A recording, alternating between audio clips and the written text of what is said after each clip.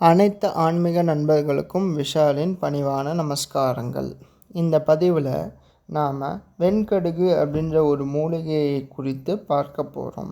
வெண்கடுகு திருஷ்டியை போக்கும் வலிமை உடையது. இதை தினமும் சாயங்காலம் 5:30லேருந்து 6 மணிக்குள்ளே விளக்கு வைக்கிற நேரத்தில் சாம்பிராணி போடும்போது ஒரு 2 ஸ்பூன் அதில் வெண்கடுகு போட்டால் ரொம்ப நல்லது.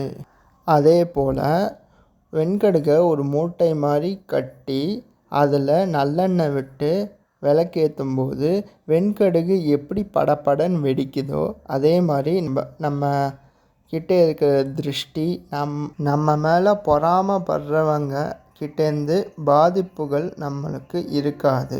அதை தடுத்து அதை விளக்கும். லக்ஷ்மி கடாட்சம் வீட்டில் நிலவும். சுதர்சன ஹோமத்தில் வெண்கடுகு தான் பிரதானமாக ஒரு மூலிகையாக இருக்கிறது. ஏனென்றால் சுதர்சன ஹோமம் தீயவர்கள் கிட்டேருந்து நம்மளை காப்பாற்றக்கூடிய சக்தி உடைய ஒரு ஹோமமாகும். இதை நீங்கள் தினமும் செஞ்சுட்டு வந்தால் உங்களுக்கு வெற்றி கிடைக்கும். ரொம்ப நாளாக ஒரு வேலை இழுத்து செய்கிற மாதிரி இருந்ததுன்னா அந்த வேலை சீக்கிரமாக முடியும். நிறைய செல்வம் சேரும். தேங்க்யூ.